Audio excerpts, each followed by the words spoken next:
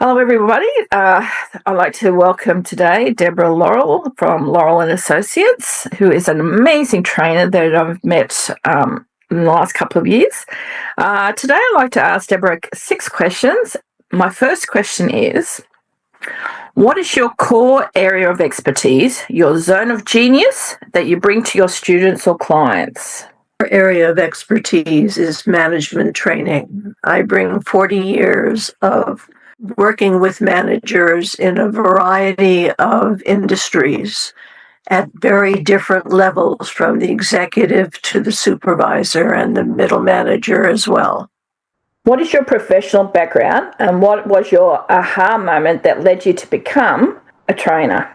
My professional background is working for the Executive Management Institute at the School of Business, University of Wisconsin-Madison, USA, as an ad hoc instructor. I think that probably provides most of my background, although I have been consulting with individual organizations, both for-profit, nonprofit, and international aid organizations.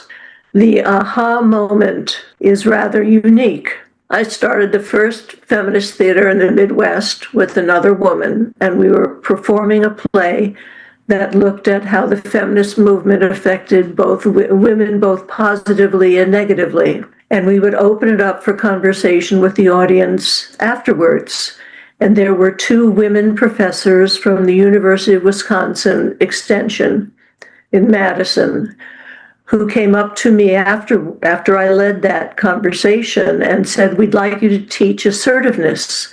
And I said, "Great, what's that?" And they said, "That's what you're doing, read this book." That's how I started into training. What makes you the blue unicorn in your field, or what is your superpower? My superpower is knowing how people learn, and it's not about me. I have 40 years of experience getting feedback and working through different activities with different levels in organizations. And so I know what comes through, what makes it easier for people to access the learning.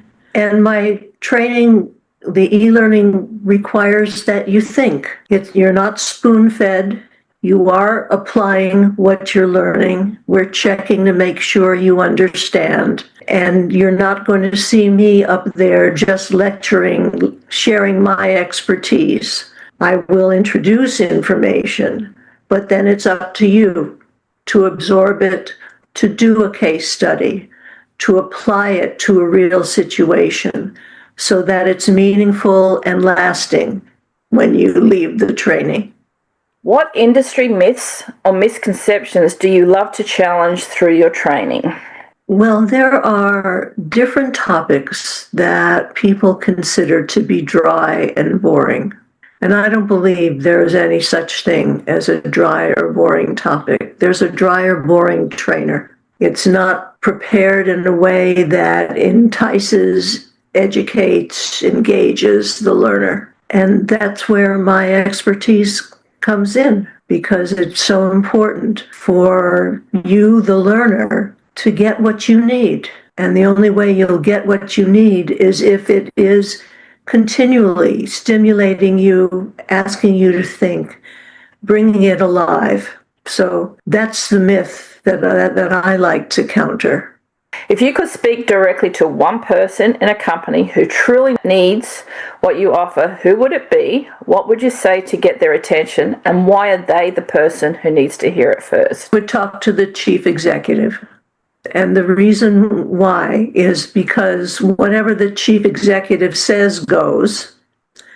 The chief executive is in a situation where they can see where the needs are in the organization, beginning with the management team. Are they working together well? Do they communicate appropriately?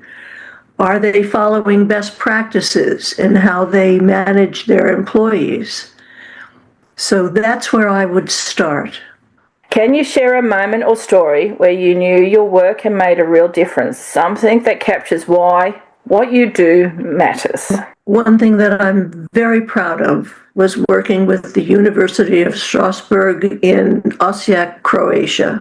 They wanted to establish the first participant-based master's degree program in entrepreneurism. And entrepreneurism was not a value in a country that was war-torn. So this was right after the war.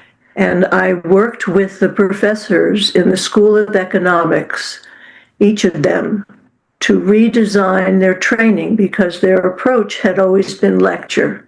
And I'm a participatory skill building trainer, and that's what they wanted.